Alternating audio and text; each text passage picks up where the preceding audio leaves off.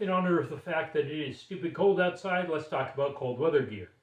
Like literally, as I'm recording this, I think it's like 20 degrees outside, and this is in Texas, that cold. So wherever you are, stay warm. If you're going to be outside and it's going to be cold, I highly, highly recommend dressing in layers. Anytime you're out for any length of time, the temperatures will fluctuate throughout the day. Like normally it will be cold in the morning, it'll warm up throughout the day, then it'll get cold at night again. And as you're doing active stuff like hiking, running around playing Airsoft, trying not to die in the zombie apocalypse, whatever it is, if you're exercising a lot, that's going to bring your core body temperature up significantly. Just as an example, when I lived in Massachusetts as a kid, when it got down to 20 degrees out, I would go shoveling outside, like just, snow shoveling, and I would, because that was exercise, I would typically, due to the exercise I was doing, I'd actually ditch my jacket because I just got warm enough from the exercise. So dressing in layers is a really, really good thing. So which of those layers be? Well, as you can see, I'm wearing a hoodie. The biggest issue with a hoodie is that you lose your peripheral vision. Like, I can't see the camera anymore. But as a base layer to keep you warm, they're not bad. If you're doing something where you don't need a lot of peripheral vision and you can just turn your head, they're not bad. So like working outside, it serves as a decent base layer. Now, normally in semi-cold situations, like 40 degrees. And by the way, all of the temperatures I'm giving you in this video are in Fahrenheit. If you happen to live in a country that hasn't landed a man on the moon, you can do the math to convert to your own units. Generally, if it's going to be in the 40s, what I would recommend is a soft shell jacket. Condor actually makes amazing soft shell jackets. This is my second one. And this works as a good base layer. If I'm backpacking in the winter, I will basically put this thing on before hitting the trail and generally sleep in this thing and won't take it off until I get home. It's like it kind of forms, it's not technically a base layer because you got a shirt and undershirt, things like that to form your base layer. But if I'm out backpacking, like a soft shell is the way to go. It gives you some resistance to rain, but if you're going to be out for a while getting rained on, it's not a rain layer. We'll talk about rain protection in a future video. And this is kind of a good time to talk about hats and gloves. Because if you're outside, the majority of your heat is going to be lost through your head. So getting a good hat and a pair of gloves are worth doing. Now, if you're out playing Airsoft, you kind of have the added complication of you need a functional trigger finger. If it gets really, really cold in the winter, you want mittens. I know it sounds like a kid's thing, but really in the cold, you want mittens. And then again, for Airsoft, you also want gloves for impact protection. What you can do if you need functional fingers to pull a trigger, and you want that impact protection and stay warm, what I found works well in the past is I would take a regular set of leather gloves or mechanics gloves and then put a set of wool glove liners like this on top. And just briefly to understand why you want mittens though, if you look at your finger, most of these fingers don't have a lot of flesh on it. You don't have a lot of muscle. You don't have a lot of blood flowing through here to keep your fingers warm. Yeah, fingers are turning pink. It's cold. So if you put all of your fingers together, you end up with 4 times as much blood flow going through this to keep your hands warm. So really, if it gets cold, you want mittens. Most good mittens will actually have a divider between each finger that's just this tiny thin piece of fabric, but it makes you feel like you're wearing gloves, not mittens, when you wear them. It's not necessarily as much of a factor for Airsoft, but I highly recommend and do this on all of my jackets. I will keep a hat and gloves that are appropriate to the jacket in the pocket of the jacket. So like this soft shell, normally it lives in my wife's car, but if I grab this soft shell, I know I can reach into the pockets and I will have reasonable weight gloves for when I use the soft shell, and I will have a reasonable weight cap in the pocket. Now, for caps, frankly, not all of these are created equal. Like, this is a Rothko cap, and it is significantly colder than this one, which is Carhartt.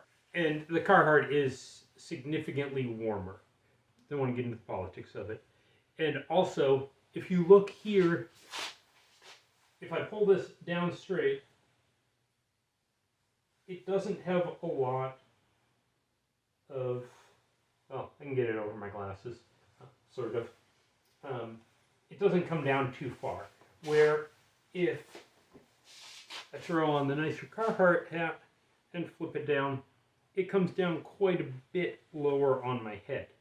And this is valuable because normally you don't do that, but you can flip it up, and now I've got 2 layers of insulation all the way across here. So this is definitely a warmer hat.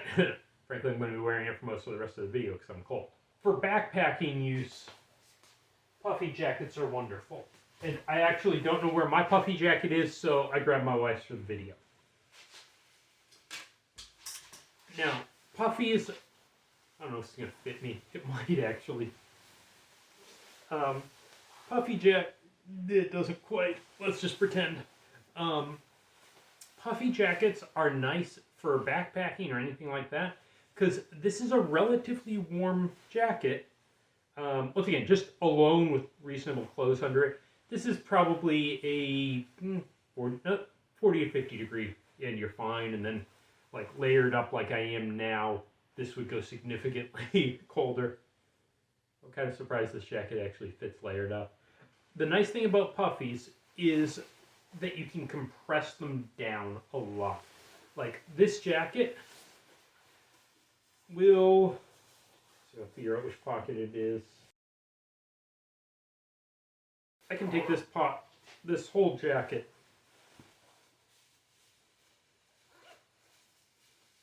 turn the pocket inside out, and basically it'll stuff inside its own pocket from the inside. And you can have a jacket like this in your backpack, and it's about the size of a water bottle. An Nalgene water bottle, not a disposable water bottle from whatever brand. So for backpacking, these are wonderful because they're lightweight and they just pack down, so you can just have it in your pack if you need it. In terms of brand, honestly, I haven't bought a puffy in a while. REI makes good stuff. You have to keep in mind the type of fill. So some of these, the really cheap ones, have a completely cotton or polyester fill that's not that warm and doesn't stuff down. Beyond that, you have down, which is basically goose feathers, duck feathers, mostly goose and duck feathers, and those give you a lot of insulation. There's some ethical questions about how those are produced, and we don't eat a lot of geese in the U.S. or even the rest of the world. I'm not going to zip this, but you can kind of see how this stuff's down. You don't want to store them this way, but you don't want to store them long term this way because you will compress the insulation and they'll lose loft. But it's kind of nice for backpacking because you can fit this in a pack. It doesn't take up a huge amount of space. Anyways, with the insulation, you basically have down or synthetic or cheap stuff. Now, for down, the biggest problem with them is if they get wet, the feathers just like go down to nothing, and you lose all of your insulation value if they get wet. So you really need a warm outer layer on top of it. And generally down jackets will be rated by the fill weight. With the quality, it's how lofty, like how much space a small unit of down weighs. Like, so for 1 pound of the really cheap down will be like this big, and 1 pound of the really good down will be this big. And that higher quality down, so it expands more, it'll hold more air. The airs will hold your heat and keep you warmer for less weight. Kind of a big deal with backpacking and frankly anything else. You know, for the airsofters, if your gear weighs less, you'll be faster. So, you know, no matter how fit you are, you're always lighter when you're carrying, or always faster if you're carrying less stuff. With the synthetic fills, this may have changed on the market. The last time I bought Puffy jackets was on like 5 years ago.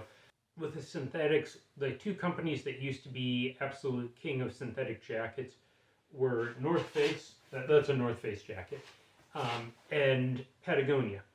Now, both of those companies produce both a mix of technical clothing or technical gear that's really high quality stuff that's intended to be like, go run out into the wilderness with it. And they also produce a lot of fashion stuff. That's like frankly, it's the Austin hipster soccer mom type gear who want to pretend to be outdoorsy without actually going outdoors. But if you ignore that fashion stuff and look at the technical stuff, Patagonia and North Face tend to make some of the best jackets. So does Arc'teryx. Arc'teryx, in terms of price, is about triple what Patagonia and North Face charge. Like, this jacket, new, would have been about $200. If you check on Amazon, you can usually get last year's model for about half price. And the advantage of the synthetic is it will generally keep you warm when it gets wet. That's why all of my stuff is synthetic. I've gotten rained on enough times I don't trust down. Okay, let's move on to other options for outdoor layers. Because this, as great as it is, it's like the material that it's made out of is pretty soft. And if you're if you're hiking the Appalachian Trail and it's a relatively nice trail that's wide and you're not hitting into brambles and brush and everything, that works great. If you're hiking if you're playing airsoft and you're running through the woods, running through bushes, and like getting your gear caught on things, lots of abrasion from twigs, leaves, whatever, that's a bad option because the thin materials there will absolutely rip apart. So, next thing suggest is an M65 field jacket. Now, the one I just put on is a Rothco jacket. This one's genuine military surplus that I used to use. Now, continue the same principle here of gloves in one pocket. In this case, like for airsoft, I would probably do thin, regular mechanics gloves and just put a wool glove liner on the outside of it for the extra insulation when you need it. In this case, this is what I used to wear in New England for snow shoveling, and what I've got is a Thinsulate leather glove and I think this is U.S. military surplus glove liner, wool glove liner. And this keeps my hands relatively warm. And I lose some dexterity here. Like, I mean, look at my fingers. These are definitely bigger. So I am losing some dexterity, but it's not too bad. I'm not sure I'd want to run a rifle like double gloved like this. You are losing a fair amount of dexterity, but it's better than getting one giant glove. And since I've got this jacket on, if you can find them, and this hat's probably 15 years old now, almost 20. If you can find them, getting a rain hat like this is waterproof. It's not Gore-Tex, but it's something similar. with a felt around the side to cover your ears. And it's REI. Their target market is hipsters, so that's why it's got a hole in the back for your hippie long hair ponytail. Once again, it's a reasonable weight hat for the jacket. And it's got a brim, so I can use this out getting snowed on in really bad conditions. One of the nice things about the M65 jackets, if you look inside, it's actually got a liner that's separate from the jacket itself, and it buttons in. So what I would do when I lived in New England is I would take like a fleece that the zipper was damaged on, and I'd actually just put the fleece inside between these two layers for extra warmth. And if you're in the summer, warm areas, you can get rid of the liner completely and just have the thin outer layer. If it's really cold, obviously I can layer this up. But these aren't bad jackets. Now, if you're wearing a chest rig or a plate carrier tactical vest, you probably want to leave this open so you can access whatever gear you need. But they're not bad. They're really actually kind of nice jackets. And the other option you can do is size up. So what I just took off was a size medium. What I'm about to put on is a size, I think, large. Yeah, large regular. And this one's kind of huge on me. What in the world is that tied together? Okay, so this is a large. And the same thing, but since this is so much bigger than I am, that sticks out a bit, I could wear a chest rig underneath this, like between my base layer or between the soft shell and the outer jacket if I needed to. I could even zip it up. Now, if you're dealing with crazy Arctic stuff, you probably aren't watching my videos anyway, so you deal with your crazy Arctic stuff. But for not so crazy Arctic stuff, layering this stuff is fine. Now, as you can see, going up one size, without anything under it, I kind of have to cover that up, overlap it a bit, or this thing is huge and bulky on me. But it's not bad. By the way, since I'm wearing this jacket, I picked up this jacket helping with a yard sale to ship Christian literature overseas, probably 1997, 98, somewhere around there. And the back says Resolute 6. I have no idea what that was. This was literally out of somebody's trash way back then.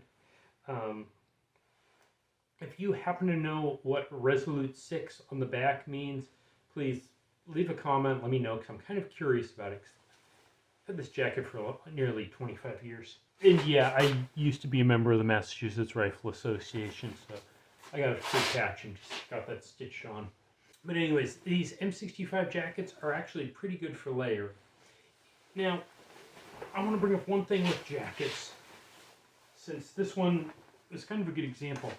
A lot of jackets will have these pull tabs so that you can pull it tight around the base of the jacket and keep you a little warmer.